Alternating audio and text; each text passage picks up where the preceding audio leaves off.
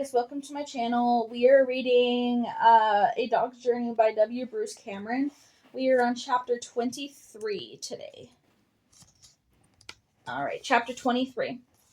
For 2 days, CJ would take us on a dog walk and then would leave us alone with no Snickers. Duke and I made the best of it. In fact, without a cat in the home, some of the tension left our relationship, and we were able to wrestle more freely.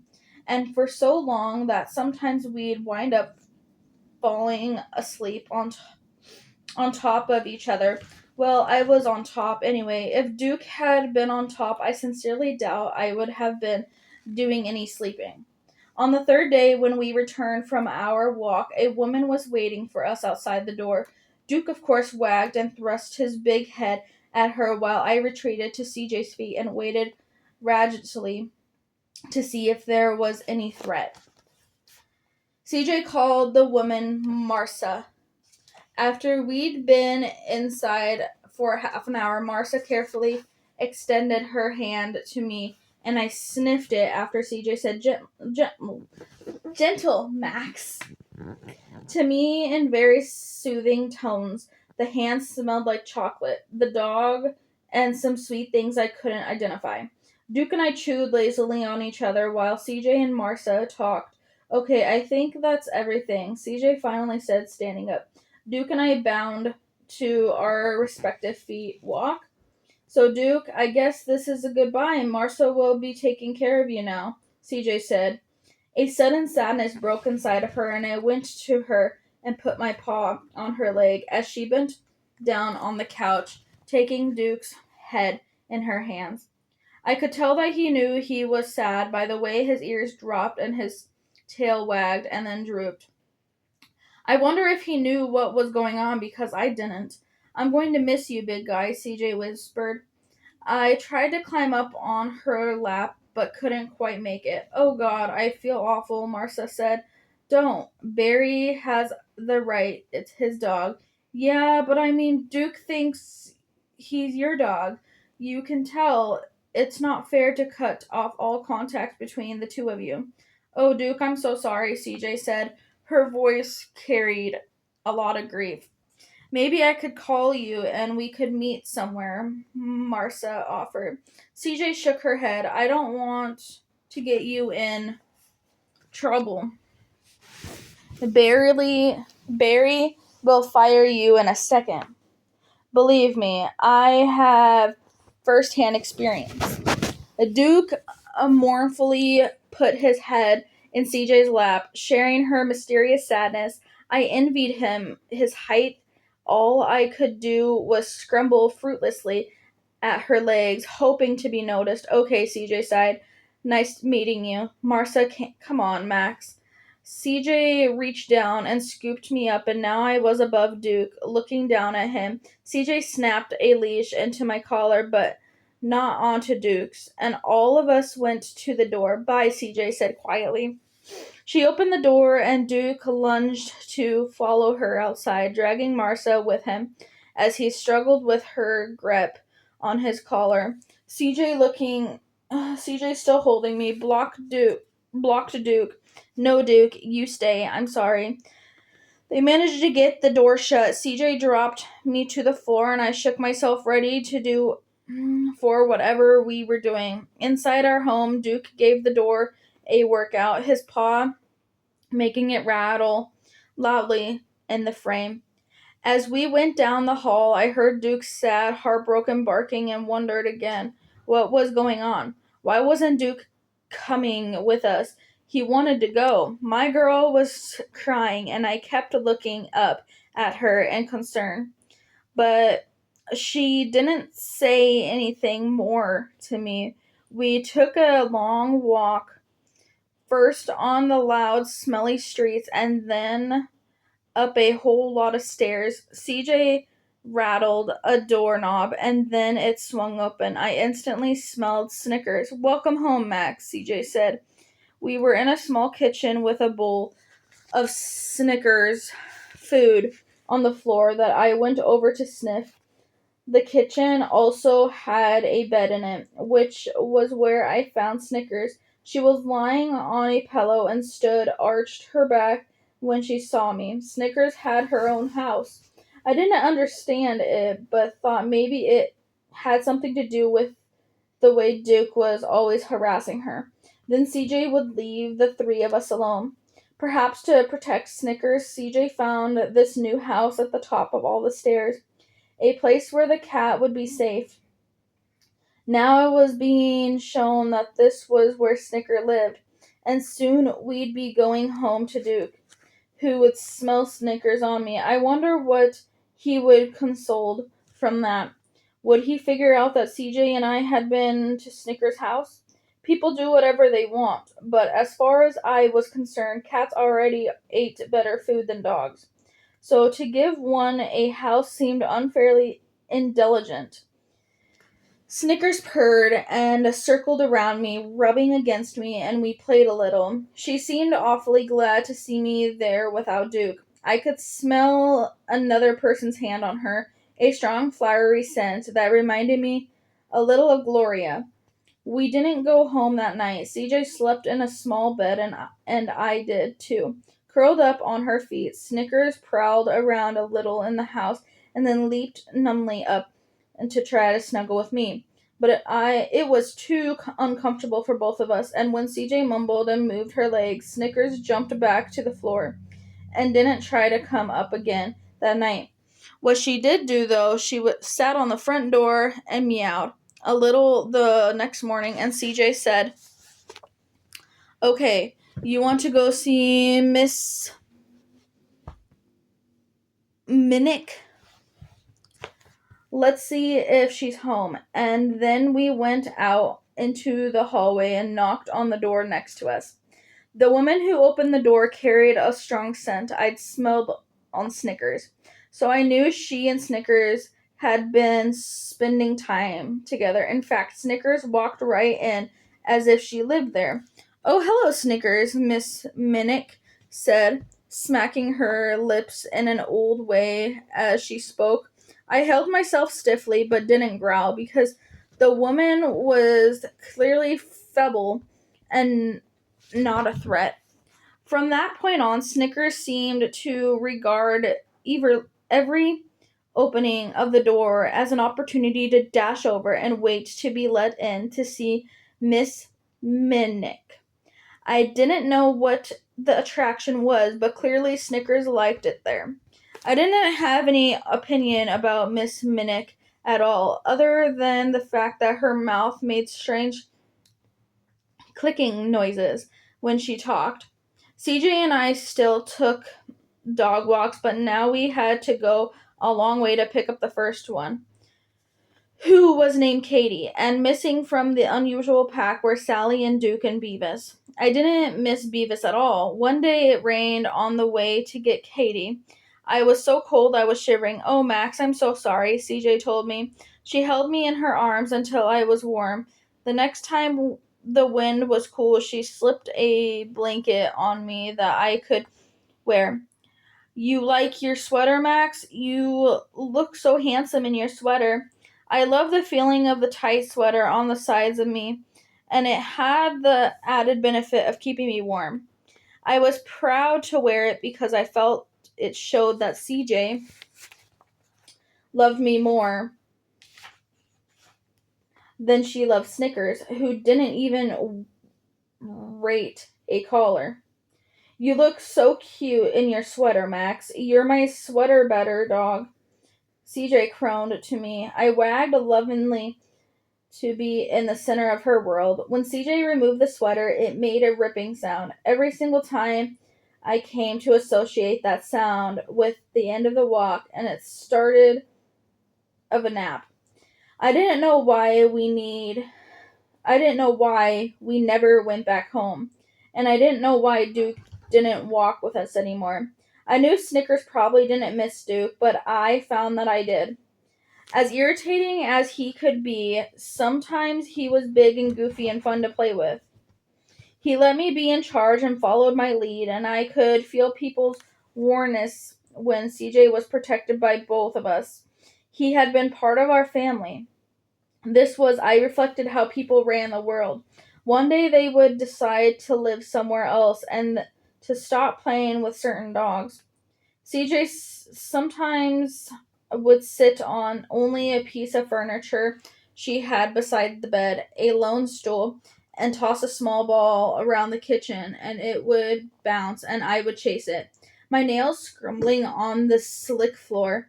Oh, Max, I'm so sorry this place is so tiny, she said to me. I loved the game, and now that I was used to it, I love the new home better than the old place because it meant I could be closer to CJ.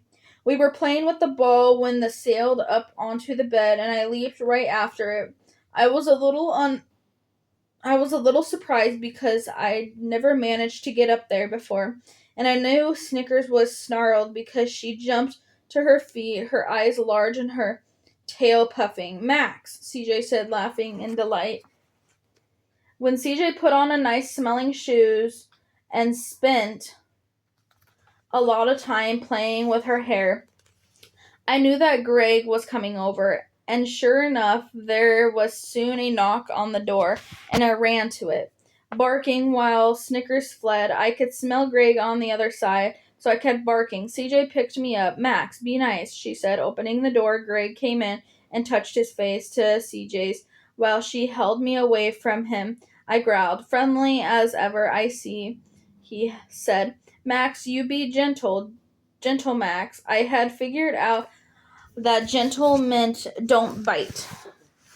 But I kept my cold glare on Greg to let him know not to try anything. Nice place, Greg said, looking around. CJ put me down and I went over to sniff his pant legs, which smelt like wet leaves. Yes, let me take you on the grand tour. Stay close to me so you don't get lost, CJ said with a laugh. This is the kitchen, dining room, great room. So I have a surprise. Really, what? We're going away upstate 3 days. You're kidding. CJ clapped her hands together and I looked at her curiously. When? Now. Sorry. Now, let's leave now. I don't have to be anywhere for a couple of days. What about? Greg waved his hands. There's some kind of deal with some property. She had to leave town. CJ stood very still looking at him. That's actually not what I meant. What I meant is that I can't exactly leave right now, Greg. Not like this instant. Why not? I have clients. I'd have to find coverage. I can't just take off. Your clients are dogs, Greg said. I could hear some anger in his voice, and I gave him a threatening stare, which he ignored. They rely on me. If I'm not there, I have to find someone else to cover for me. Geez, Greg looked around. There's no place to even sit down to talk about this. Well, sure. I mean, we could sit on the bed, CJ said. Okay, that's a good idea, Greg said. Greg and CJ went to the bed and hugged. Snickers jumped down, and I jumped up, licking CJ in the face. Max, she sputtered, laughing. Greg was not laughing. He said. Come on, Max, CJ said, picking me up. She carried me to the bathroom and Snickers followed, snacking in the round CJ's ankles. Stay, CJ said. She shut the door and Snickers and I regarded each other unhappily. Stay. Snickers came over to me and sniffed me, seeking comfort, then went over to the door and sat there, expectantly, as if I could open it for her. I scratched at the bathroom door for a few times, whimpering, then gave up and curled myself into a ball on the floor, waiting. Sometime later, CJ opened the door. I raced around the kitchen, thrilled to be out. This was so much fun. CJ was barefoot, but she put a nice smelling shoe back on. Oh my gosh.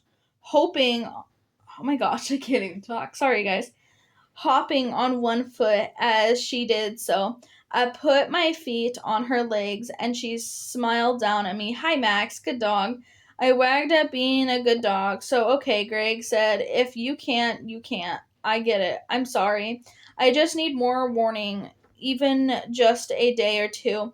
There's a guy I met in the park. He's a dog walker. I bet you could sub for me, but I don't know how to get in touch with him.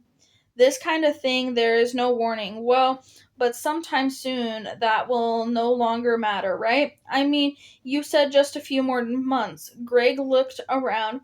Man, this place is tiny, even for New York, you know?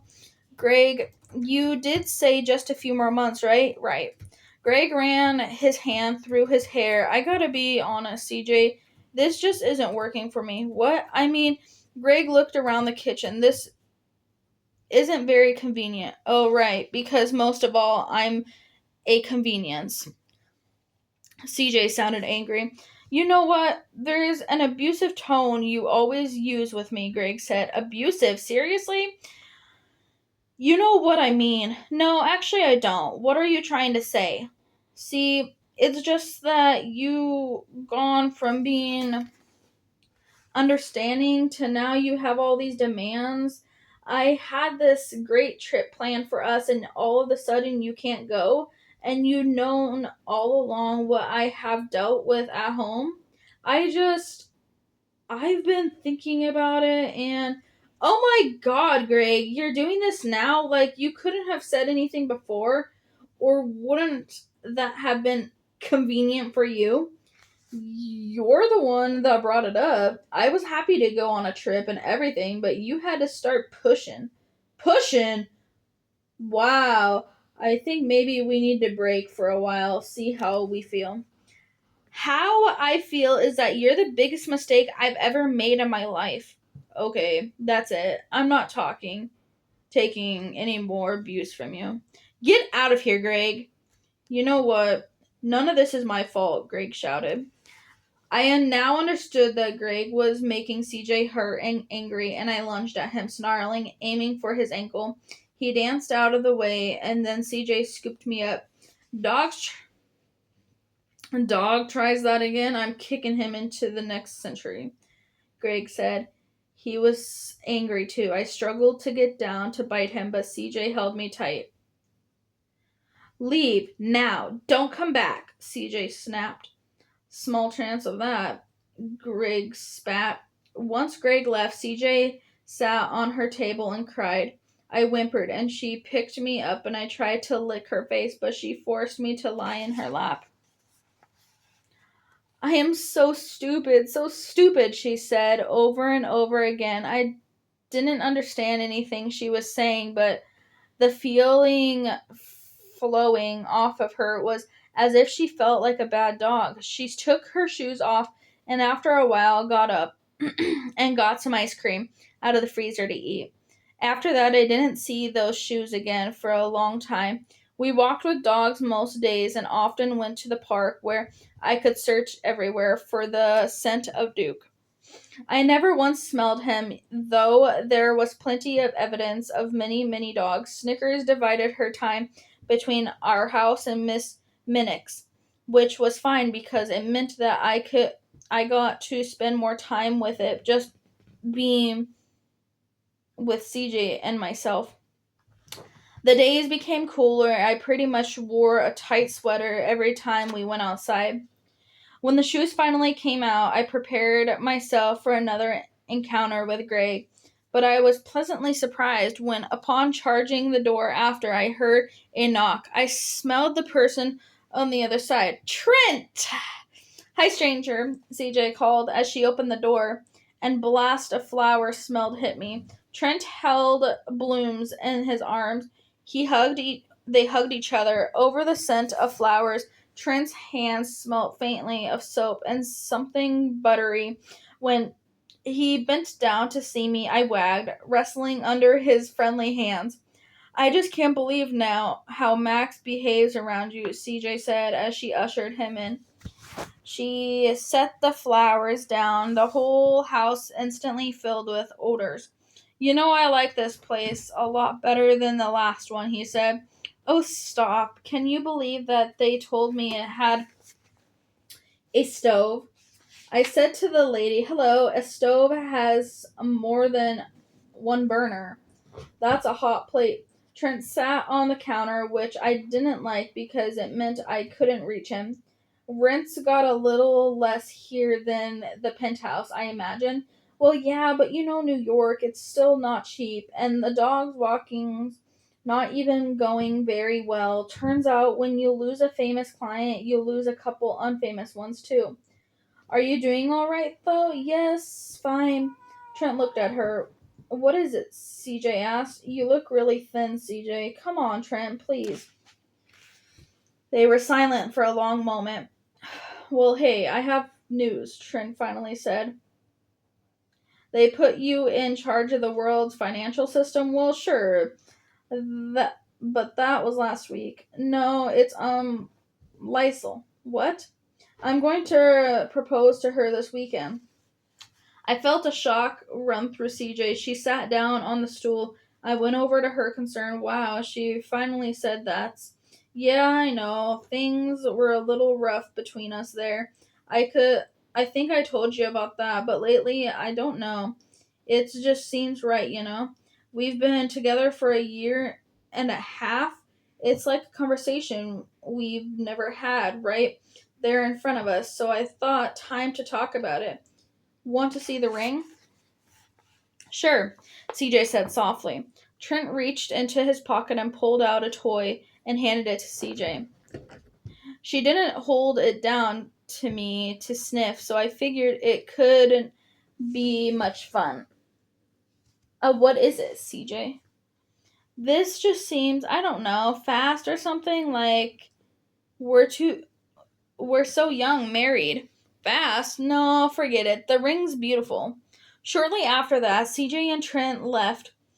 When she came back, she smelled deliciously of meat, but she was alone. I was disappointed because I was hoping Trent would stay to play, just as he had always done.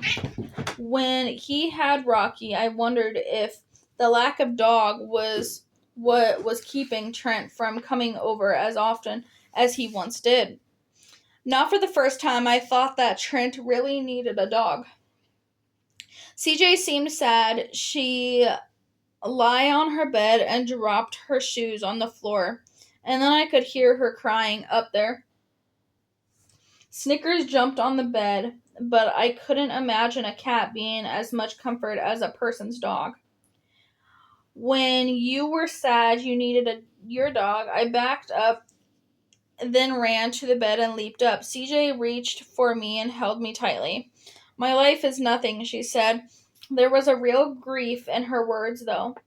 I didn't know what she was saying or even if she was talking to me or Snickers. After a time, my girl fell asleep, even though she was still dressed in the same clothes she's worn with when she left with Trent. I jumped down and paced the bedroom, distressed and how she was sad. Probably because I was upset and trying to figure out what was going on. I made a connection that hadn't occurred to me before. Every time CJ put on a nice smelling shoes, she was sad. They might have a delicious scent, but they were sad. Sad shoes. I knew what I needed to do. And that is the end of chapter 23, guys. I will see you guys in chapter 24.